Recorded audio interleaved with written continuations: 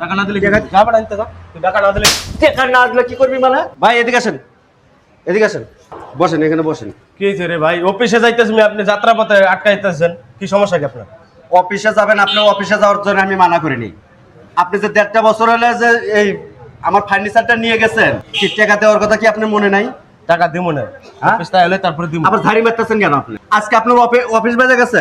আরে ভাই অফিসের যাত্রা পথে আপনি ঝামেলা করতেছেন, আপনার টাকা দিচ্ছি না। চুপ কর, একদম চুপ।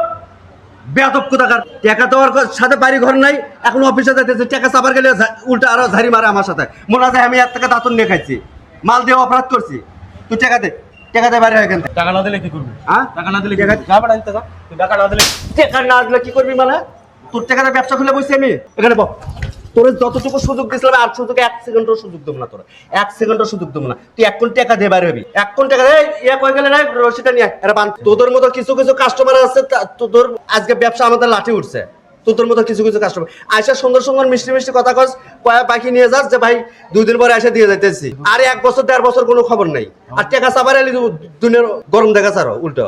উনি তো ভালো কথাই কইছে, আপনারা ডাক দিতে সুন্দর মতো, আপনি রাগ হয়ে গেছেন কেন? আমিও তো টাকা ডাক দিছি সুন্দর করে যে ভাই টাকা নাই, এখন 2 দিন পরে কিংবা 5 দিন পরে 1 মাস পরে দেবো।